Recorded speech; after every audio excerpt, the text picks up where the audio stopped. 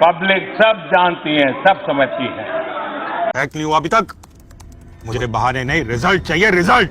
जनाब, हम लगातार अपने मकसद में नाकामयाब होते जा रहे हैं। जनाब, हिंदुस्तानी फौज को खुली छूट मिली हुई है। कल सरहद पार करने से पहले ही हमारे लड़कों को शहीद कर दिया उस पार वालों ने। वो भी क्या दौर था। कश्मीर छोड़ो, मुंबई, जयपुर, बनारस, हम जहां चाहे तबाही मचा सकते थे। अरे वो दौर गया जनाब। अब तो ये हमें हमारे घर में घुसकर मारते हैं तो बोलते हैं कि हिंदुस्तान बदल गया। 10 साल हो गए लगातार कोशिश करते हुए, हर बार पानी फिर जाता है। ना जाने कौन अनजान शख्स पूरी दुनिया में घूम घूम कर हिंदुस्तान के दुश्मनों का खात्मा कर रहे हैं।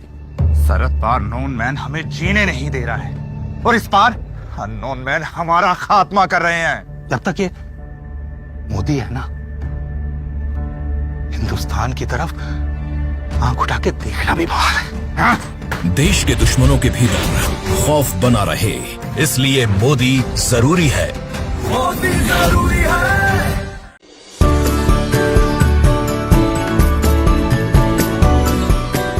मैंने वो पल बिताए जो जीवन भर मेरे साथ रहने वाले। मैंने गहरे समुद्र के भीतर जाकर प्राचीन द्वारिका जी के दर्शन किए। आज जब मैं गहरे समुद्र के भीतर द्वारिका जी के दर्शन कर रहा था, मैं पुरातन वही भव्यता, वही दिव्यता मनोमन अनुभव कर रहा था।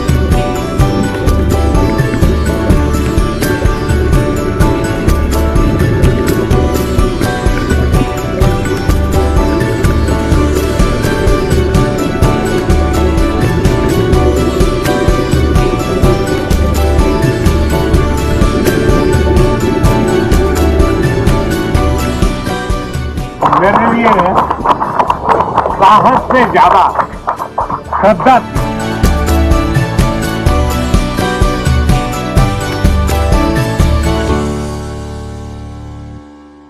कल यहाँ स्वामी विवेकानंद जी के कंधों से बंदूकें फोड़ी गई।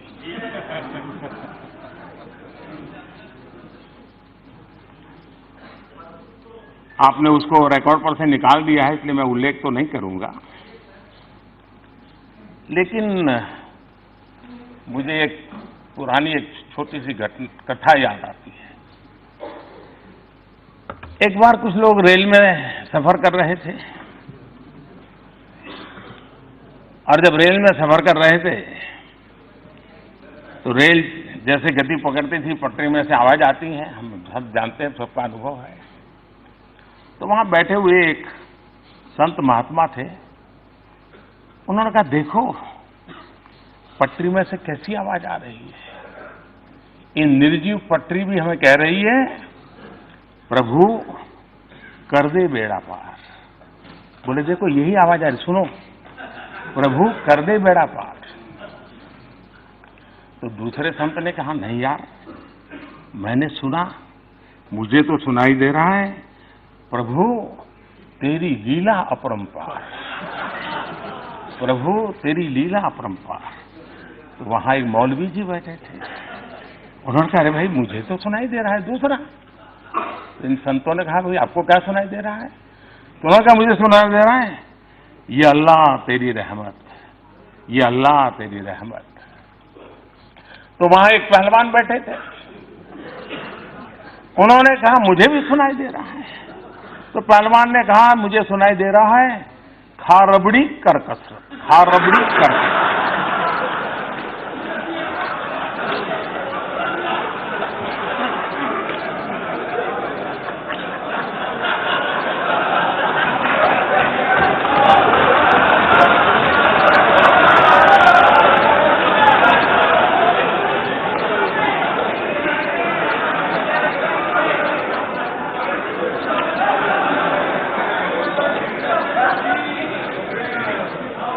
कल जो विवेकानंद जी के नाम से कहा गया, जैसी मन की रचना होती है वैसा ही सुनाता है, जैसा वैसा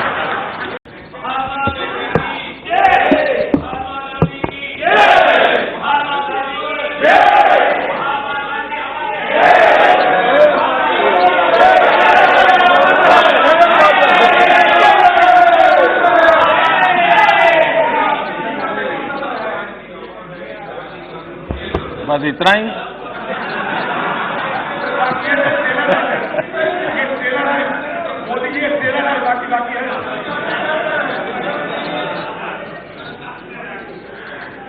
आपके लिए गांधी जी ट्रेलर हो सकते हैं, हमारे लिए गांधी जी जिंदगी है।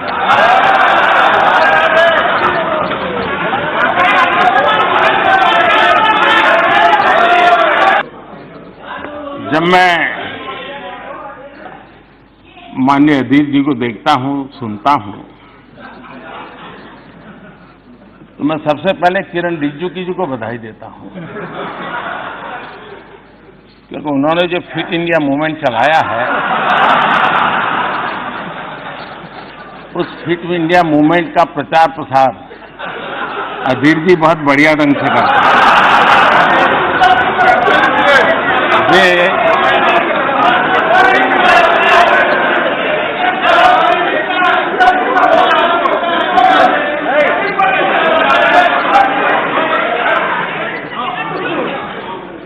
वे भाषण भी करते हैं और भाषण के साथ साथ जिम भी करते हैं।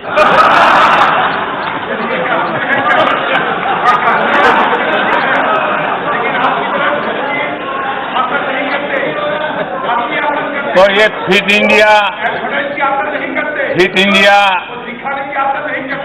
इंडिया को बल देने के लिए, उसका प्रचार प्रसार करने के लिए मैं माननीय सदस्य का धन्यवाद करता हूं।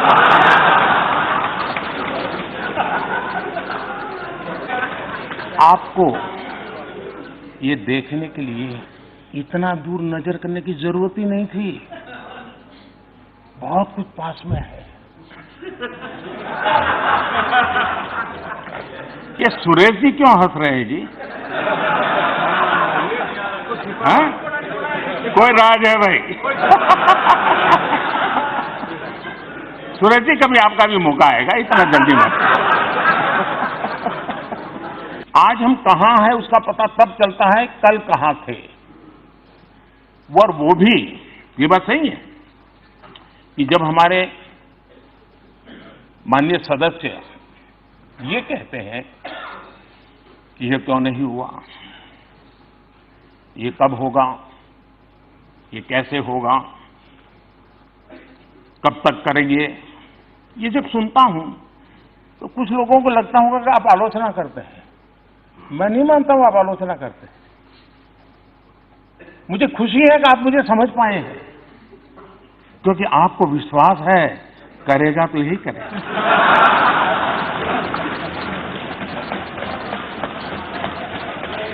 और इसलिए मैं आपके इन बातों को आलोचना नहीं मानता हूं, मार्गदर्शक मानता हूं, प्रेरणा मानता हूं। और इसलिए मैं इन सारी बातों का स्वागत करता हूं। मैं आपका आभारी हूं, क्योंकि आपने मेरे प्रति विश्वास जताया है। ये भी काम हम ही करेंगे। हाँ, एक काम नहीं करेंगे, एक काम न करेंगे, एक काम न करेंगे, न होने देंगे, वो है आपकी बेरोजगारी नहीं हटने देंगे।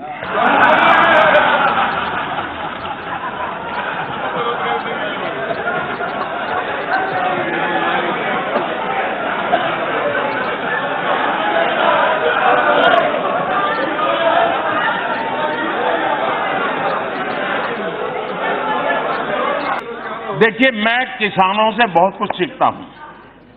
किसान जो होता है ना, वो बड़ी गर्मी में खेत जोत करके तैयार रखता है। बीज बोता नहीं उस समय, सही समय पर बीज बोता है। तो अभी जो पिछले 10 मिनट से चल रहा है ना, वो मेरा खेत जोतने का काम चल रहा है। अब बराबर आपके दिमाग में जगह हो गई है। अब मैं एक एक करके बीज डालूंगा।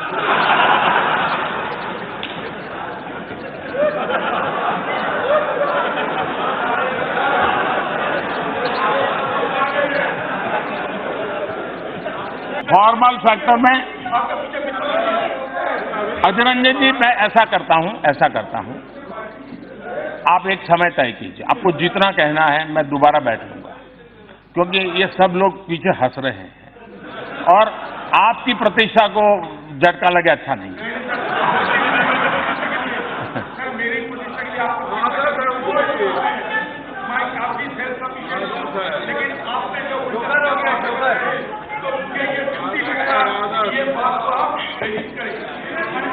सत्तर साल की देश की राजनीति ऐसी रही है कि कोई कांग्रेसी सेल्फ सफिशिएंट नहीं हो सकता, ऐसा हो ही नहीं सकता। मैंने कांग्रेस के एक नेता का कल घोषणा पत्र सुना। उन्होंने घोषणा की है कि 6 महीने में मोदी को डंडे मारेंगे।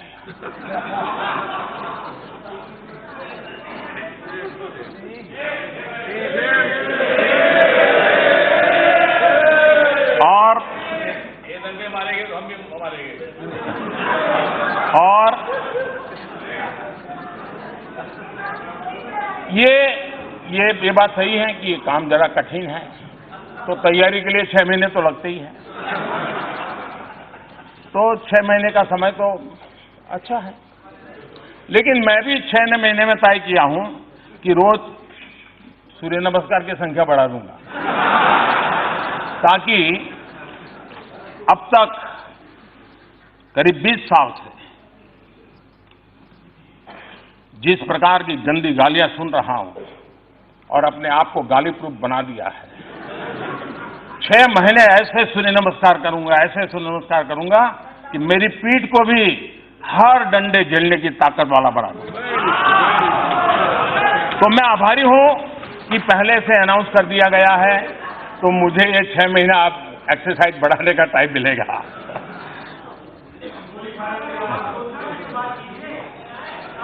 माननीय अध्यक्ष जी,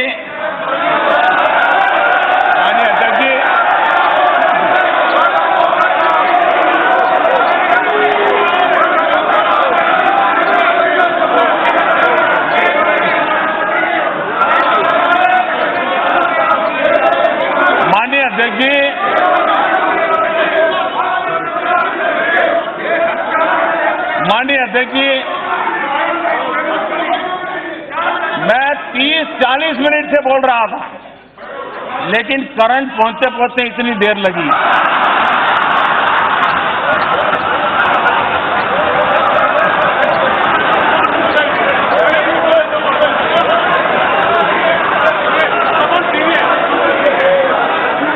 बहुत सी ट्यूबलाइट का ऐसा ही होता है।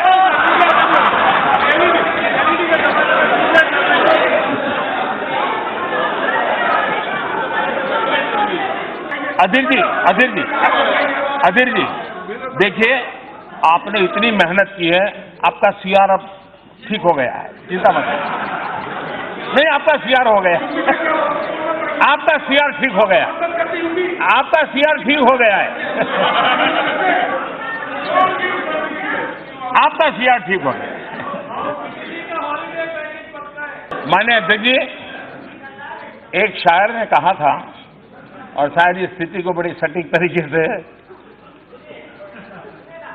खूब पर्दा है कि चिलमन से लगे बैठे हैं। खूब पर्दा है कि चिलमन से लगे बैठे हैं, सांप छुपते भी नहीं, सामने आते भी नहीं।